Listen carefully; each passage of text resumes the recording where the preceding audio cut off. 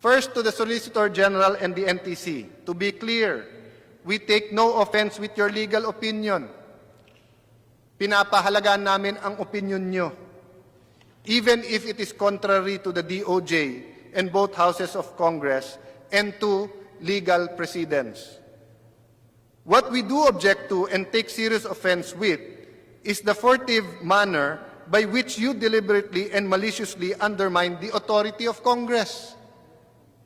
March 10, nagsalita na mabibigyan ng provisional authority. It was only on April 30 na sumulat ang Solgen sa NTC.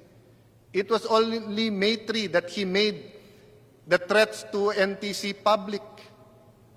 And when the investigation takes place, we have evidence that there was collusions with some private individuals to stir up, the basis for all of this.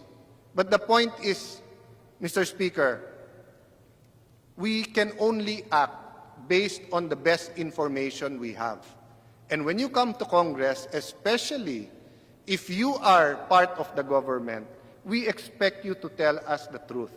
And if you make a mistake or change your mind, we expect you to tell us right away so that we can remedy the situation. The NTC gave its testimony and commitment on March 10. If you had any objections, Mr. Solicitor General, why did you not communicate with Congress? Why choose to remain silent for close to 2 months and on the eve of the opening of Congress, come out with your threats to the NTC? As a fellow lawyer and government worker, we should be working together and not trying to bring each other down. The media establishment, let me address this to you. Mga kapatid po natin sa media, I respect that you have a stand in calling for a hearing. Katulad po ng statement ng Senate media na mga kaibigan natin. I respect that you are calling us out for our failure to do this sooner. I even respect that some of you put the blame on me, on Alan Peter Cayetano personally.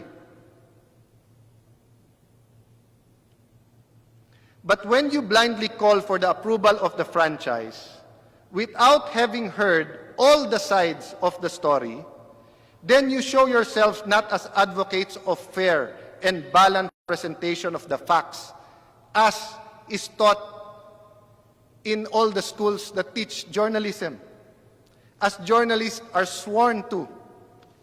But you simply become plain and simple propagandists. Kung hiningi niyo po sa amin na mag-hearing at mag-action kaagad, nire-respeto namin yon. Pero hingin niyo sa amin, ipasa na lang namin, pikit mata. Kayo ba, papayag kayong may isulat kayo o may broadcast kayo na hindi kayo nagfa-fact check, kung ano na lang sabihin namin, yun na lang ilalabas nyo? Diba? Hindi journalism yan. So hindi po magiging tama ang desisyon ng Congress kung we will act speedily for the sake of acting speedily. And I cannot respect that. Do not weaponize this issue for your own personal agenda. This is a disservice to the very public in whose name you claim to stand for. Again po, hindi ko po sinasabing lahat, may iilan lang. There are bad apples everywhere. No? Wala naman pong isang barrel na 100% unless you pick the apples one by one.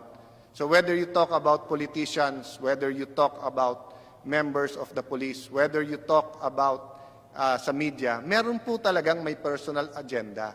Pero it's our lookout na huwag magpadala sa kanila. Kasi alam naman natin kung anong tama.